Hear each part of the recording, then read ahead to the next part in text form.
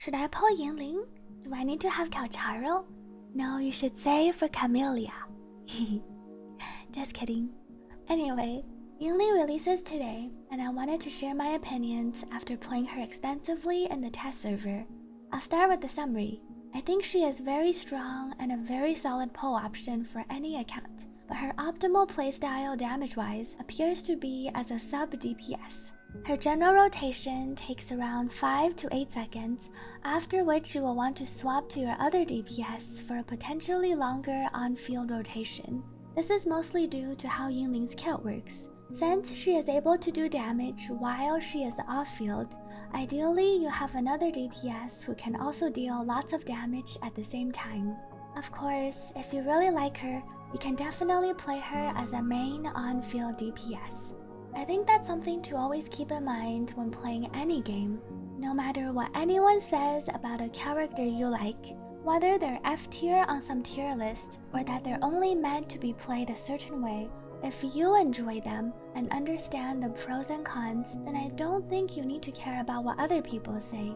When I say Yinlin is a sub-DPS and not really a main DPS, I'm evaluating it based on how she is able to do damage while she is off-field.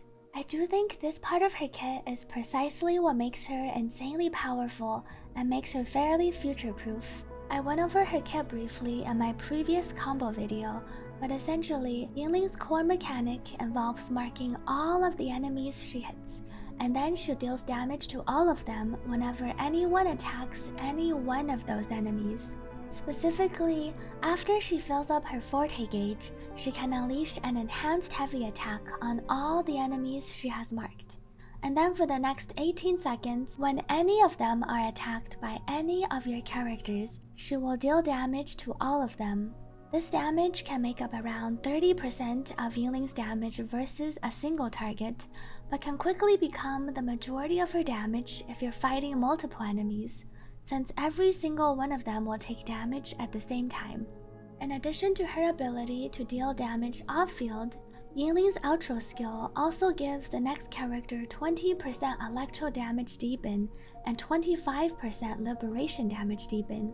If you're wondering what damage deepen is, it's just a multiplier on the damage, but it's a separate multiplier from the elemental damage bonuses that get added up from the Echo main stats, character forte, and set bonuses. So it's quite strong, and usually 20% electro damage deepen means that you'll actually see a 20% increase in your damage output.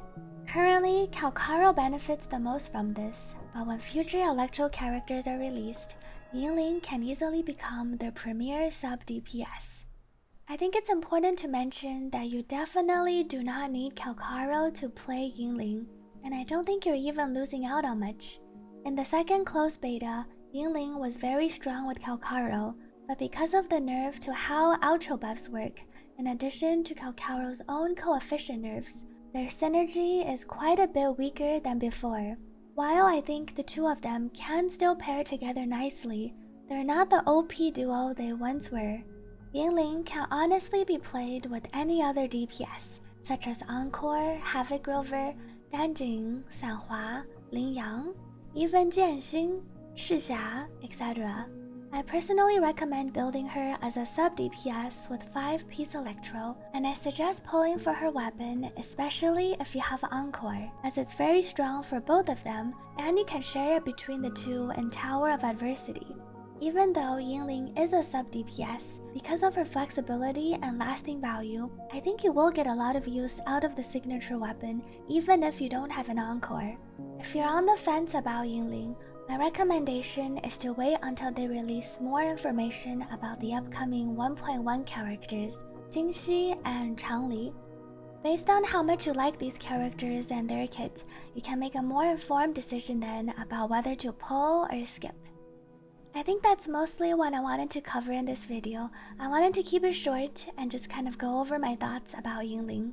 I will end with saying that I really don't think you can go wrong with pulling for her, as you can use Yinlin with pretty much anyone on any team, but I also don't think you need her. Thank you for watching. Remember to like and subscribe if you enjoy my content, as it helps my channel a lot. Let me know in the comments what your thoughts are, And if you like these types of polling opinion videos, see you on stream or in my next video.